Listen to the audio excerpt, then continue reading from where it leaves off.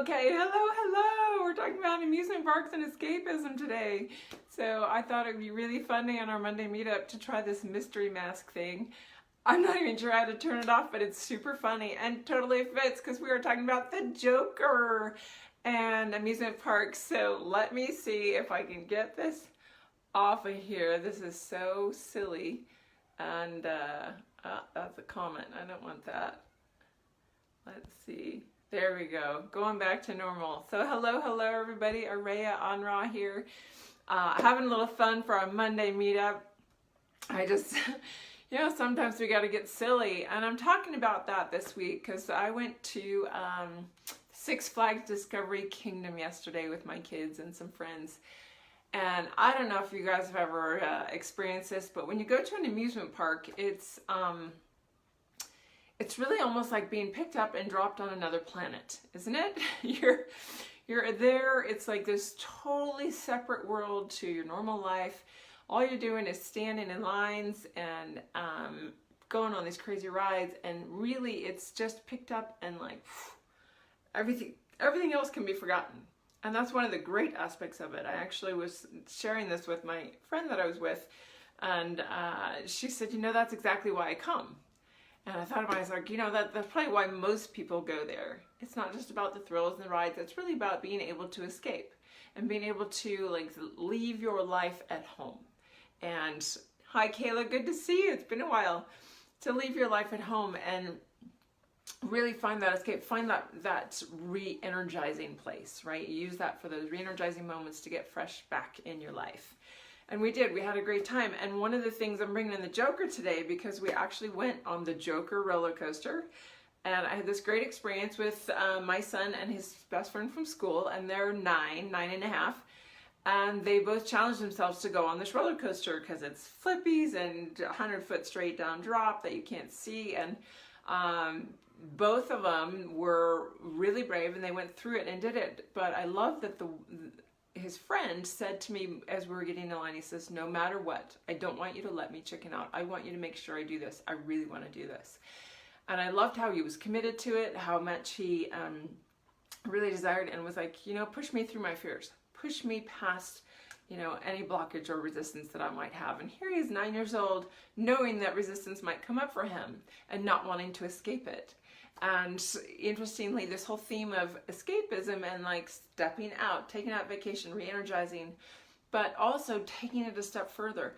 How many things do we have in our life that are like these amusement parks that are what we are using as our little escape to re-energize, that have become crutches or habits of escapism that are keeping us from actually progressing further on our journey?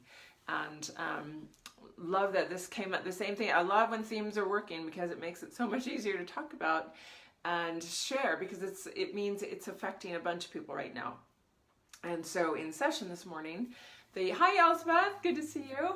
So in session this morning, this is one of these ideas that came in of things that were happening consistently and concurrently to use as escapism. So say for example, you have a continual habit of 15-minute break or 30-minute break, or your TV in the evening is your break, and you get in this routine and you get in this habits of how am I going to, quote, re-energize myself, and it becomes stretched out to 2 or 3 hours or a daily thing instead of a weekly thing, where you're consistently not necessarily getting re-energized from it anymore, but using it as a very subtle, unconscious means of denying or resisting some work you need to do.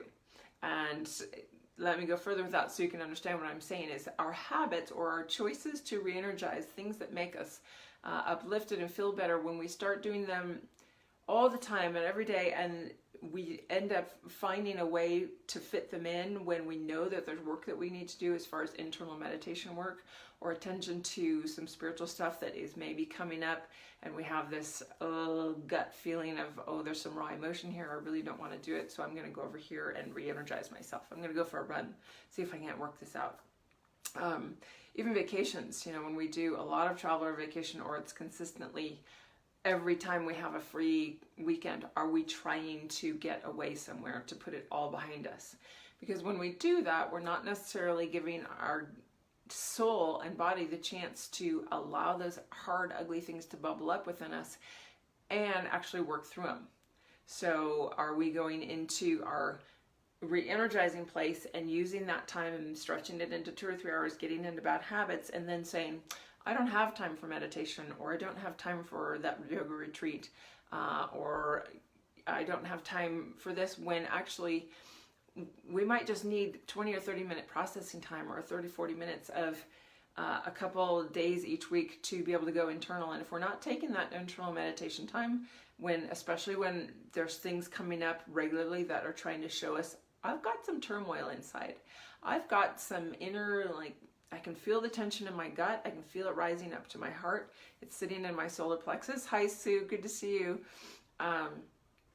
And if I continually avoid or don't make time for my internal meditation, or ways of actually letting myself feel those emotions and get out, then I tend to go into habits of what I call escapism.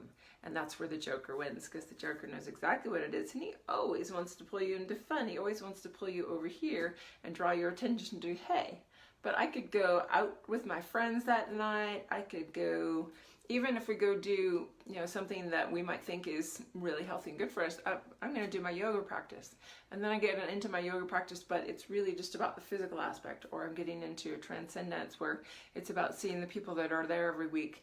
Then we've gone into a space where we're not even allowing those things to do the energetic, deeper work that they need to do.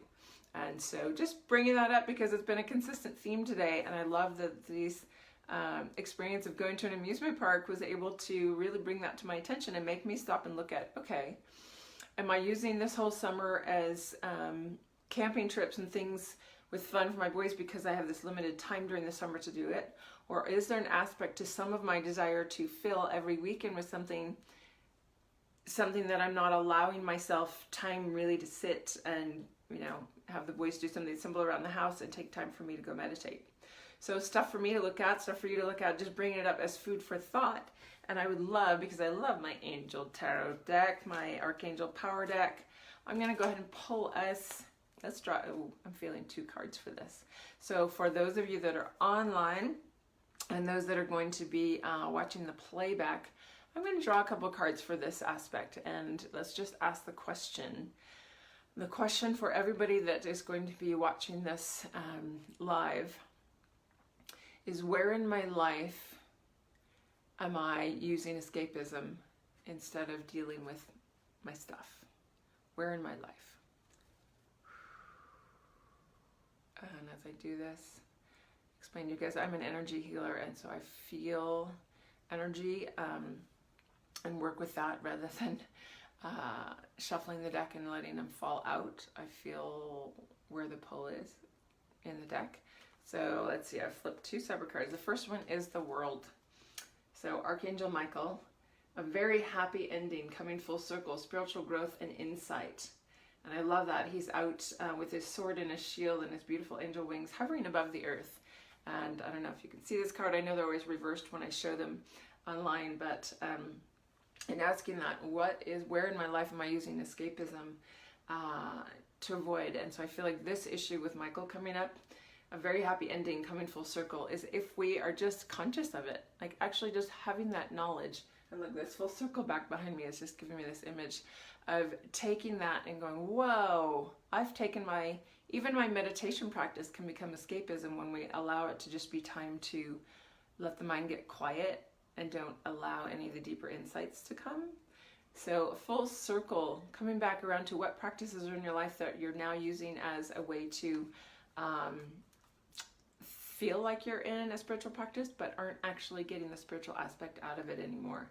And coming full circle, spiritual growth and insight will come back around when you get back to full circle of the original intent of why you started the practices that you have in your journey.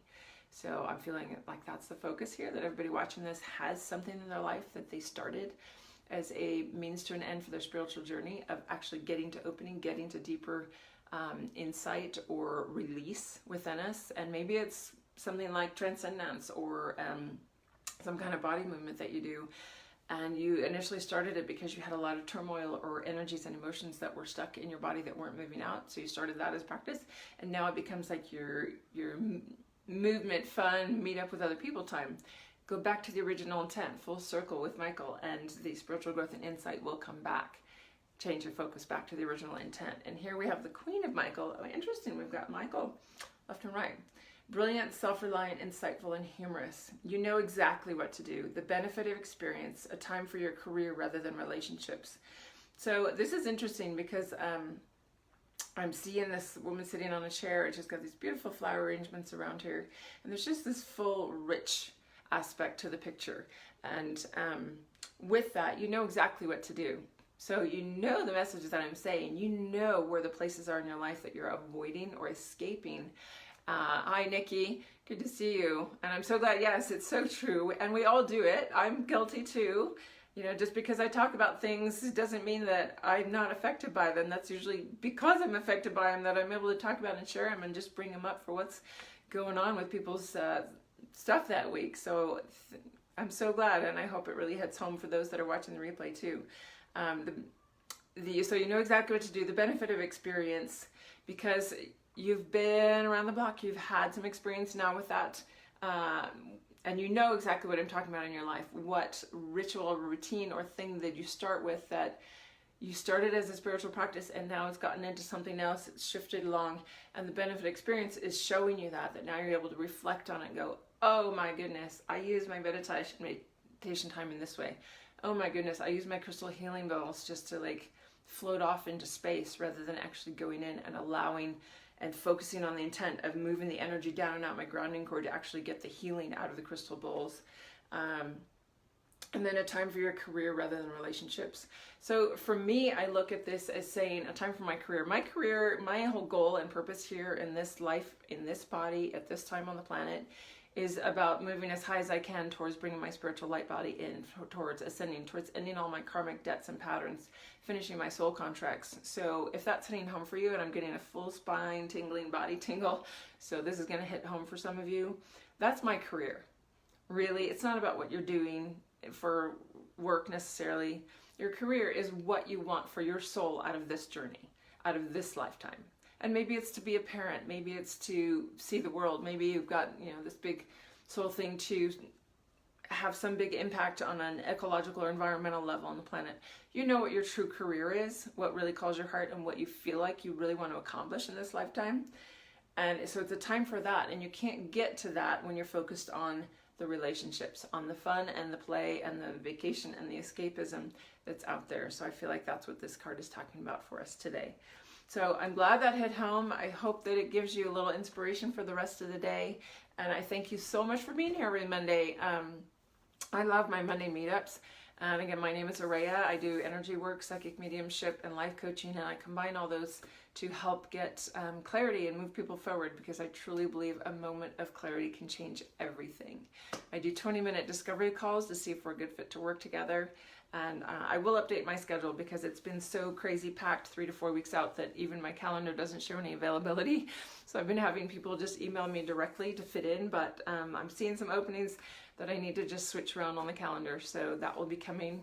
I do 75-minute sessions, I do 12-week programs, and I've also got the next book club starting up with the Dragon Within book club. I'll be announcing that tomorrow in our For the Love of Dragons group, and that's going to start sometime in, well, I know exactly when in August, but maybe you can tune into that if you're interested, or message or email me. Have a fabulous Monday, and we'll see you next week. No escaping the rest of the week. You're welcome, Sue. You have a blessed week too. Bye, everybody.